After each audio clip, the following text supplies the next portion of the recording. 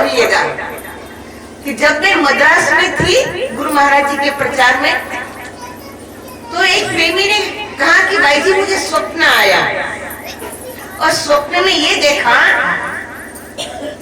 कि सृष्टि प्रलय को जा रही है, मतलब कि खूब जलप्लावन हो रहा है, बहुत बारिश, पूरा विश्व जलमग्न हो रहा है और पानी बहता बहता बड़ी बड़ी धार बहती बहती आ रही है। मेरी 13-14 साल की लड़की बहुत सुंदर है, गुणवान है, ज्ञानवान है।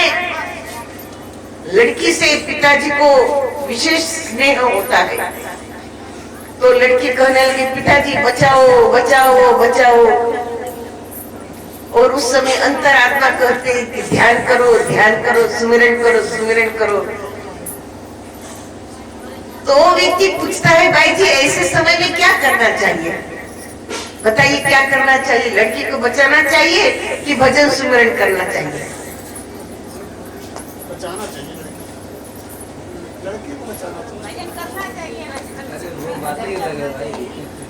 देखो जल प्लावन हो रहा है, इतनी तेज धारा पानी की आ रही है, सबको मरना तो मरना ही।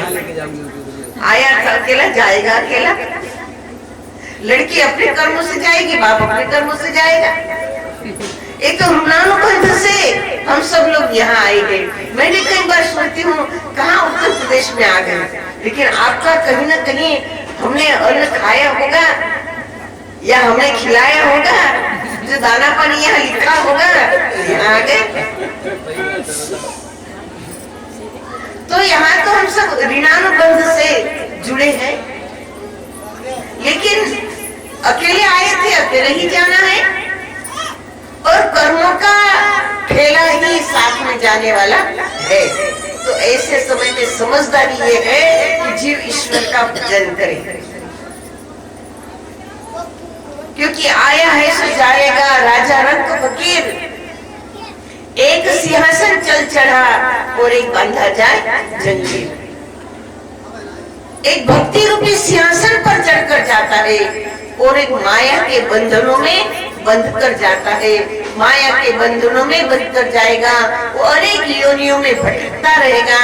लेकिन जो भक्ति रूपी सिंहासन पर चढ़कर जाएगा, वो अधूरी भक्ति को पूरी करने के लिए भगवान श्री कृष्ण ने अर्जुन को यही समझाया कि उसे मैं फिर से मानव शरीर देता हूँ, ताकि वहाँ उसकी योग संयोग से फिर भक्ति जागृत हो और वो भक्ति करता रहे और उसे मानव शरीर मिलता रहे। क्योंकि 84 लाख योनियां, पशु योनि देखो, भूख लगती है वो बोल नहीं सकता, प्यास लगती है पानी मांग नहीं सकता पशु, शरीर में दर्द होता है वो बोल नहीं सकता। अभी तो भगवान ने हमें जिभ्या दी है, तो उसका हम कौन कैसा उपयोग कर रहा है ये आप सब अपनी हिसाब से अपना अपना जान लो कि जिभ्या द्वारा हमें ईश्वर की वाणी को बोलना है, सत प्रवचन बोलना है, ईश्वर के गुणगान को गाना है, गुरु महाराज जी की महिमा को सुनाना है। तो एक जिभ्या भी सफल है, एक नेत्र भी सफल है, एक तन भी सफल है, मन भी सफल है, एक जीवन भी सफल है। अन्यथा पशु भी जी रहे हैं, मानव भी जी रहा है, पशु में मानव में जीने में कोई अंतर नहीं है। तो ईश्वर की कृपा से ये मानव शरीर मिला है और वो भक्ति करने के लिए मिला है। तो ईश्वर को जानकर भक्ति करेंगे तो हमारा जीवन सफल है। तो महात्मा जी कहते हैं कि आप लोग भागे, मैं भी भागा, लेकिन आप सब बाहर भागे और मैं अंदर भागा। तो किससे भागे? मन से ही तो भागे, है ना? मन से तो, मन ही तो भागता है।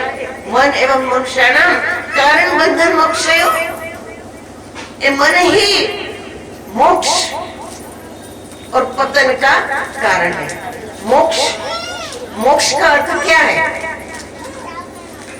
मोह यानी मोह, क्ष माने क्षय, मोह का क्षय ही मोक्ष है। और मोह का क्षय मन से ही होता है। किससे होगा? मन से ही होगा। मन में तर्क वितर्क विचार आते हैं और उसी से मानव का कर्म बनता है। तो मन को ईश्वर के चरणों में लगा दिया तो उत्थान हो जाएगा, और मन को विषयों में लगा दिया तो पतन हो जाएगा। तो गुरु महाराज जी की कृपा से मानव उत्थान सेवा समिति जीव का उत्थान चाहती है। मैं जब अमरेली में थी तो हमारे आश्रम में बड़ा बोर्ड लगा था, मानव उत्थान सेवा समिति। तो वहां से 4-5 कॉलेजियन लड़के जा रहे थे, पढ़ते पढ़ते जा रहे थे, तो एक ने पढ़ा मानव उत्पादन सेवा समिति। मानव उत्पादन सेवा, वो उत्थान पढ़ते नहीं आया, तो मानव उत्पादन सेवा समिति। मैंने कहा बहुत सही पढ़ा है ना। मैंने कहा तुमने बहुत सही पढ़ा।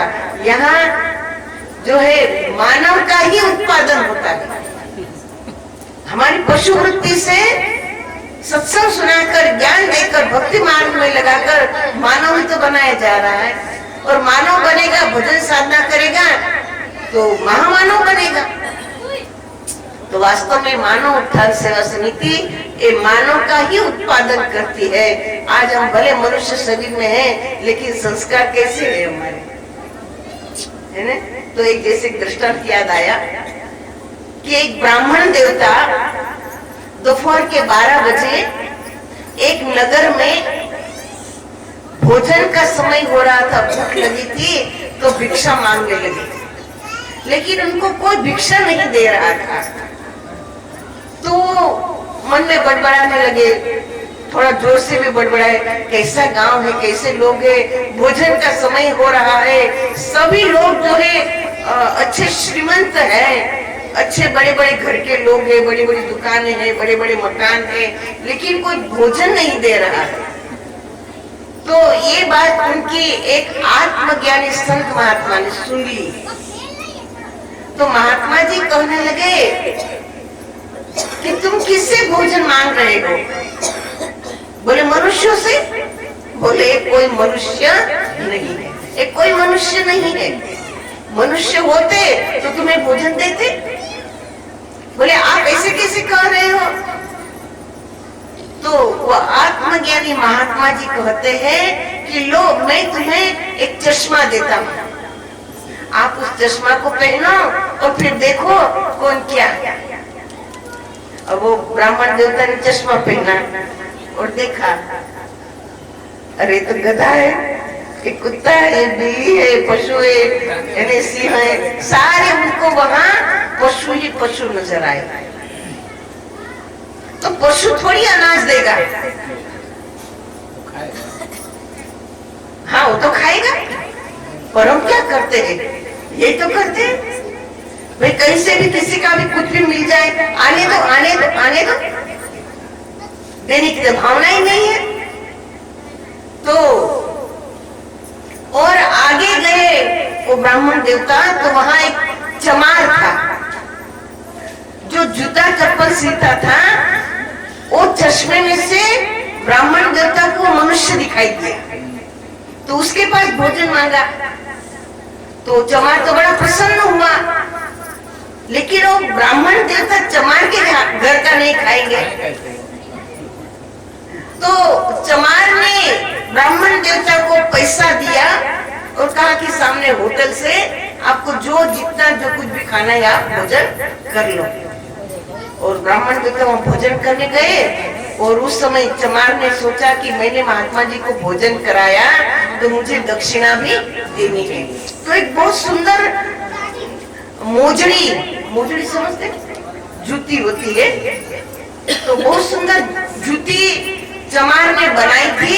बोला कि इसको बेचकर जो भी पैसा आएगा वो मैं महात्मा बूढ़े ब्राह्मण को दान में भोजन के बाद दान दक्षिणा देनी चाहिए।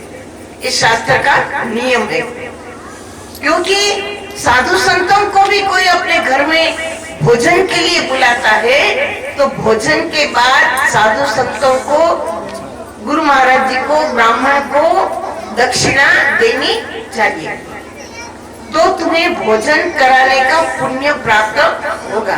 क्योंकि हमने तुम्हारा भोजन अपने दांतों से चबाया, तो दांत घिसाई, इसको क्या बोलते हैं, दांत घिसाई देनी चाहिए। पांव घिसाई भी देनी चाहिए, क्योंकि हम चल करके तुम्हारे घर आए हैं, हमारे पांव घिसे गए, तो पांव घिसाई मतलब गिराया देना चाहिए। ये शास्त्र का नियम है। तो चमार ने सोचा कि दक्षिणा में दूंगा। अब उस नगर का राजा, उसे भी तरह तरह का जूता, चप्पल, मोजड़ी, सैंडल पहनने का शौक था। उसने मंत्री को कहा कि मेरे लिए बहुत सुंदर मोजड़ी ले आओ। मोजड़ी मीन्स मैंने कहा जूती, जूती मेरे लिए ले आओ। अब मंत्री 3 दिन से घूम रहा था, राजा ने 3 दिन की अवधि दी थी। मंत्री कई प्रकार की जूती ले गया, लेकिन राजा को कोई पसंद नहीं आ रहा था।